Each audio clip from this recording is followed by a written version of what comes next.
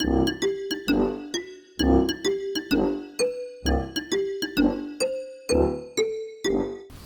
everybody, and welcome back to another episode of Blind Squirrel Talk, famous in a small town. I'm Lulu. And I'm Kim. And today we have CYNTHIA McKENZIE, who is a fixture here in Maysville. Yay, we love her. Been here for 3 years, right?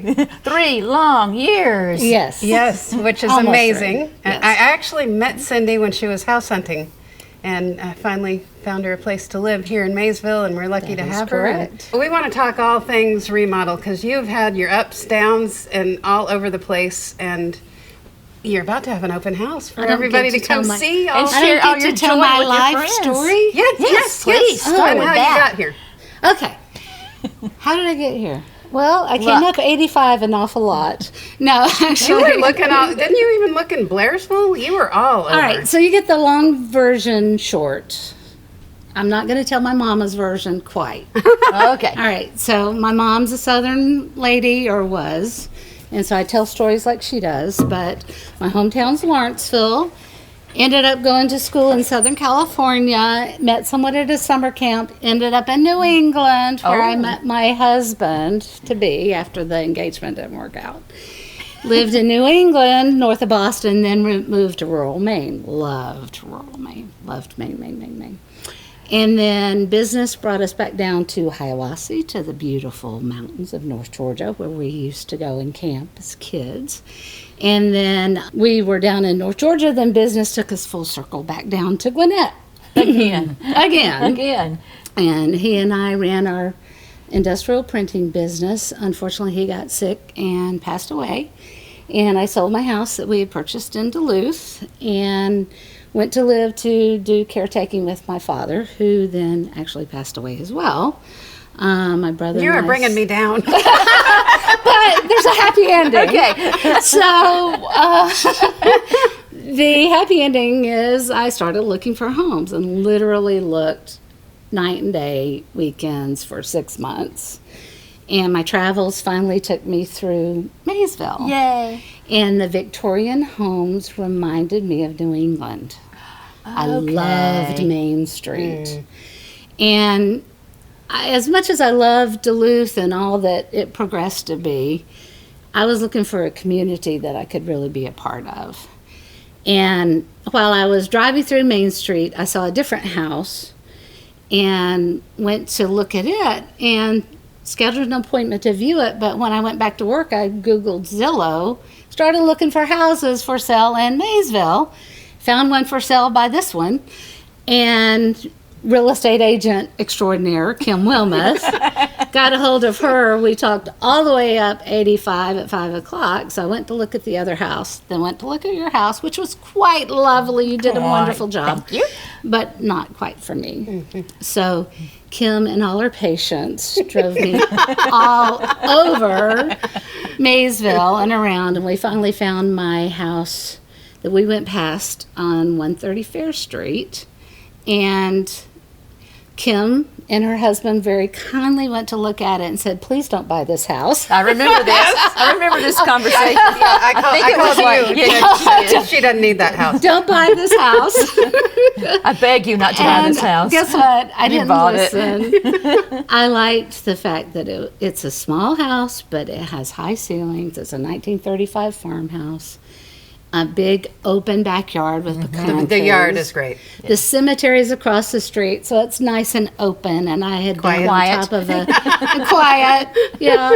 And I like the open view from the house because a lot of the houses were in neighborhoods. Yeah. And we had lived on top of the mountain in Hiawassee, and had a beautiful view. So I like the openness. I like the neighborhood.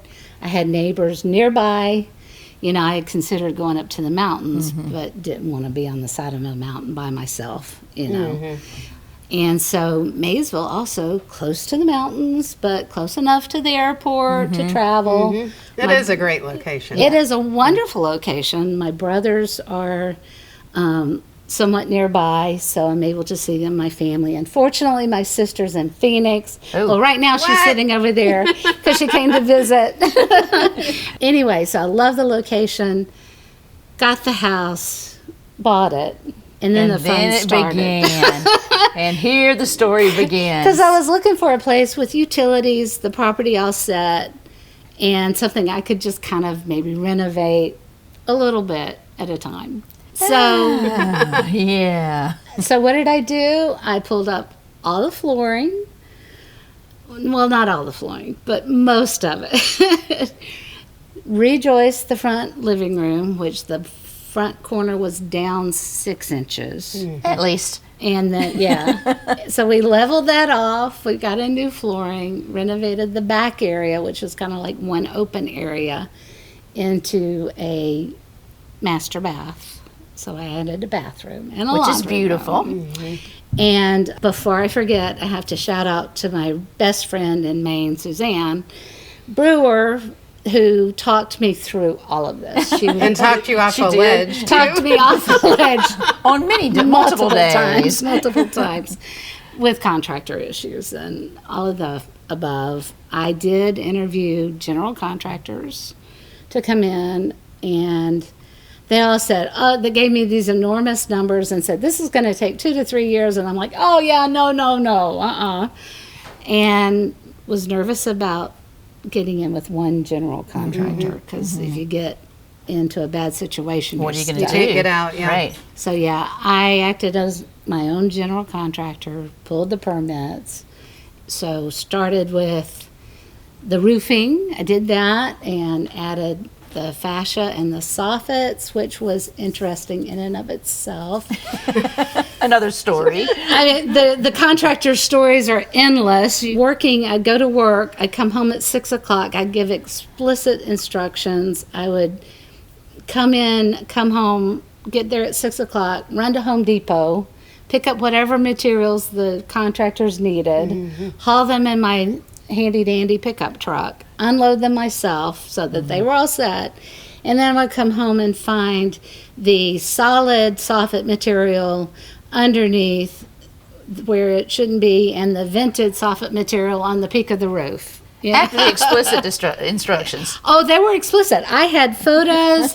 It said I had circles, vented. Put this and it- board here. She wrote it on the board. almost, Yeah. and still didn't happen. So, I had a couple of good contractors, but I did a lot of the demo myself. I bought a lot of the tools myself. The whole house had LVT. I pulled up. So they know me personally at Jackson County Dump. By And name. And at Home Depot. a Home Depot employee actually looked at me one evening and said, I think you spend more time here than I do. So I bought a hammer jack, hammered up the ceramic tile in the kitchen. I had all the popcorn ceilings taken down in the house. Good. You blew in all the insulation yourself? I did blow-in insulation with assistance, but put on the hazmat suit and everything. That was not a fun thing. Not fun at all. My friends Bill and Sue loaned me scaffolding. I stood on scaffolding with a belt sander at 17 grit, sanding plaster off the ceiling in the living room. And I have a sore shoulder still. And then I had the contractor story number 500. I had this beautiful wood ceiling in the bedroom. I took down the drywall and the popcorn ceiling and this walnut ceiling. I was just going to wipe it down and clean it up, and I was so happy. I was in tears. I called Kim and Suzanne and sent pictures. Oh, I had one win with this house. Came home the next week and a contractor had primed it. What? Yeah. What? Yeah. What did you do? What can you do? I cried. Can you not? I painted it. Oh no. I thought about it. Yeah, once that's up, it's hard to get off. Yeah, no. So That's why it's primer. So I like it now. It's a pretty color, but at the time. But let's paint walnut. That seems like a great idea. Yeah. So Did you have a come apart? Did I ever come No, apart? did you have a come apart when you saw your painted That's ceiling? a southern Oh, term. yes. That's a come summer- apart. Yeah. I had a come apart, girl. I came apart. Yes, I did. But that was kind of like a nightly occurrence. Every time I had a contractor, I would go, and then I'd get there and say, "What? What happened?" And then, how can I fix this? Yeah. So I have redone sheetrock in my house. So that many was not things. done to Correctly. how I requested it be done. I pulled down paneling in my walk-in closet because obviously I had a contractor that did not know what a wall vent looked like and put a 2x4 and paneling over it. Yes. Fun, huh? Nice. Nice. But now we're down to the painting. I've redone a lot of the trim. I just finished my porch, and I decided, like, through this whole process, I've been pushing myself. The inspection steps, you know, the frame out approval, then the rough-in plumbing, the rough-in electric. I mean, it was really fun. The month after I bought the house, the pipes froze and burst. So Oh, yeah. I remember that. I didn't have a toilet. So I got to drive up here after work, stop at the local convenience stores, use their restrooms, get the chicken nuggets from the Hunts, and then go to work. And then I'd have to go to the city park to go to the bathroom. on the weekends. I had one outlet after they pulled and did the rough-in electric with extension cords that I would yeah. have to run. Kim Right. loaned me a nice, beautiful uplight that I used. I distinctly remember one night I had contractors coming in to put drywall in the ceiling in my bedroom, and I was putting up batted insulation Yeah. in the dark with the uplight. So I'd drive up from work, get everything set at 6 o'clock, try to get everything in where I needed it to be before the sun's completely Gone. set, and then work in the dark. And then what was really fun, construction was going on 85 at that time. Oh. And so I got to risk my life at the Jefferson exit and the tunnels with yeah. with the transfer trucks.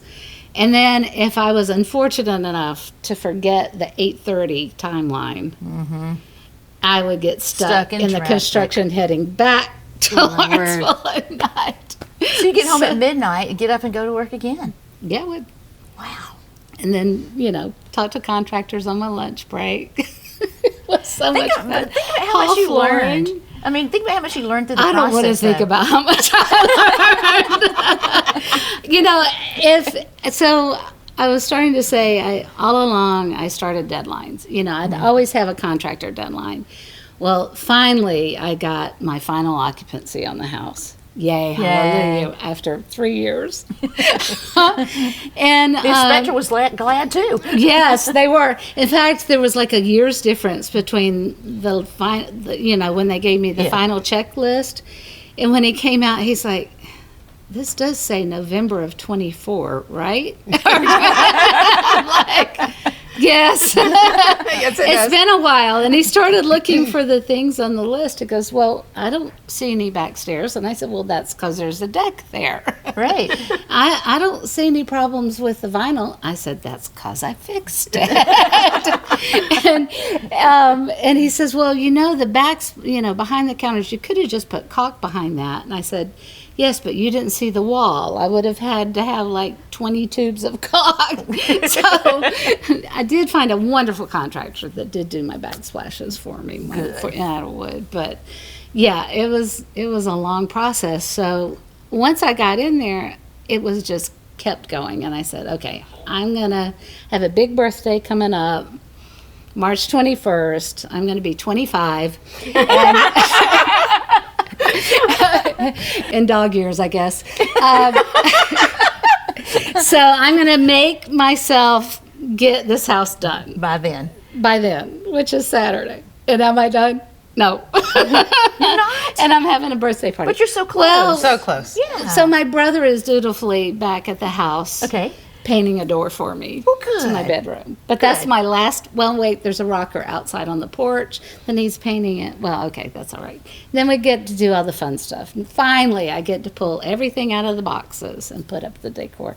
Which is the fun part. Are you going to do Which is that fun today part. and tomorrow? Yes. That's great. That's exciting.